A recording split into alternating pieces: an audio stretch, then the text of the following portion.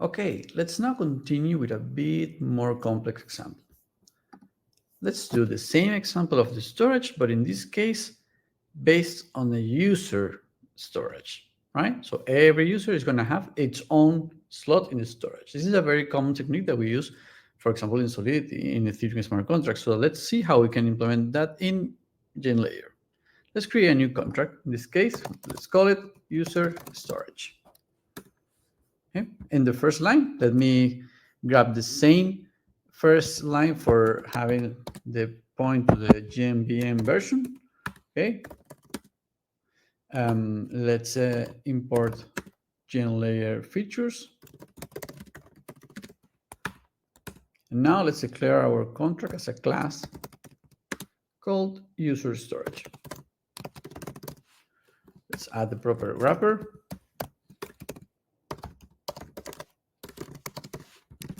Let's define the storage. In this case, it's going to be a tree map from addresses to strings. Let's define our constructor.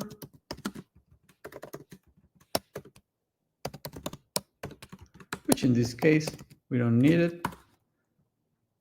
And now let's code the function that is going to update the storage per user account. It's going to be a write function, so we need to wrap it properly. Okay. Don't worry about these errors. It's just because right now the syntax is not right because it's not complete. Once we complete our method, it should disappear, indicating that the syntax is right and we have a valid code. Let's call it update storage, and this is going to receive the new storage value.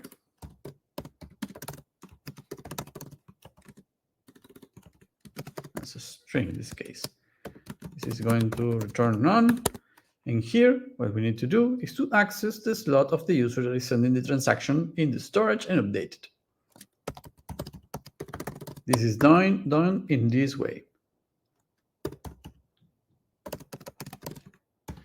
gl.message.sender account. This is with square brackets, right? Because we are here, we assign the new storage. Right, now you can see that the errors disappear.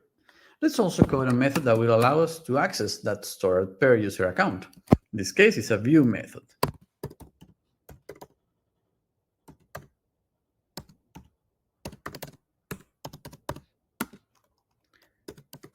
Let's call it get account storage. In this case, we need to pass the account address that we want to retrieve the storage from.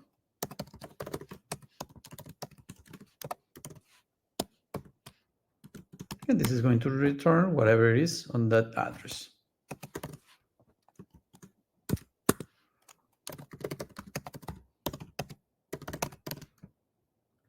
Let's cast this value to an address.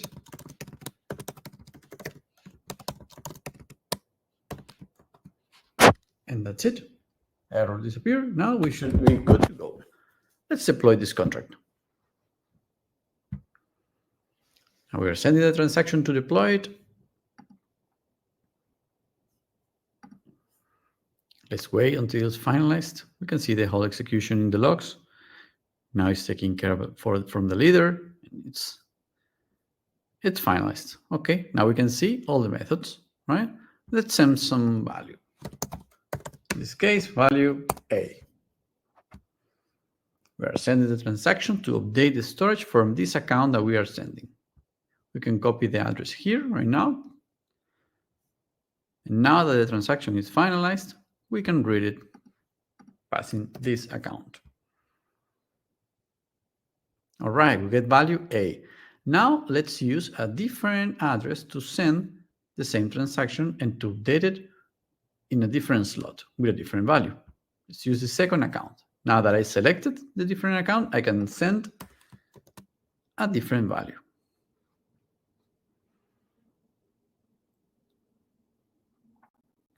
Let's copy the new address. But first, Let's call it with the same address that we had before, so we make sure that the value in that slot hasn't changed.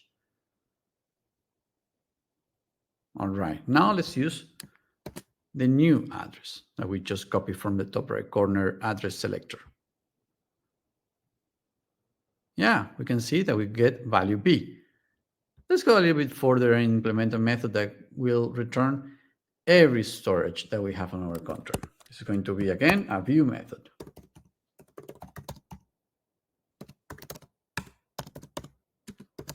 Let's call it getCompleteStorage.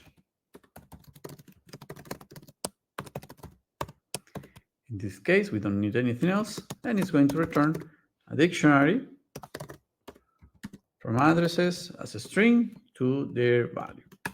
In this case, we need to return, let's do some Pythonic stuff here, right? We have K, in this way, we parse the address to a next value for the string, right? And V for our K and V in self.storage.items.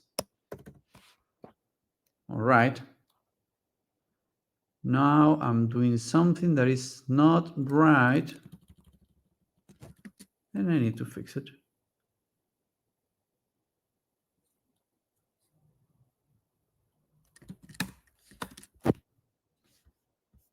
You can maybe inspect on the logs to see where the error is.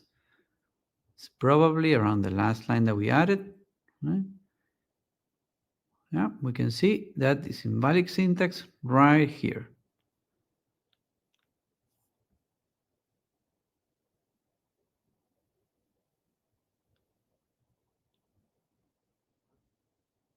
Of course, it's not square brackets, it's curly braces.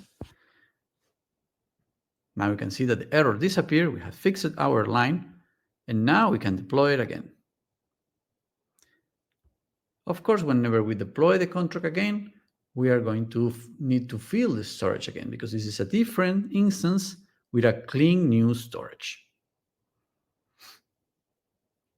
Let's see how our method works. GetCompleteStorage, if you call it, right now we're going to get an empty dictionary. If we update the storage, let's say with value A for this account,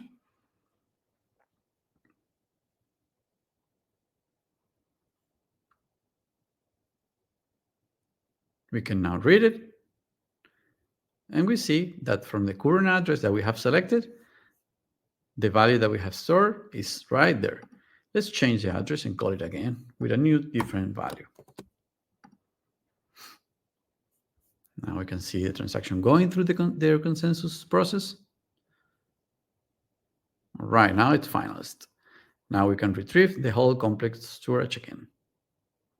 Now we see both addresses with their own storage. Right now, that's it for now. Let's continue with more exciting examples.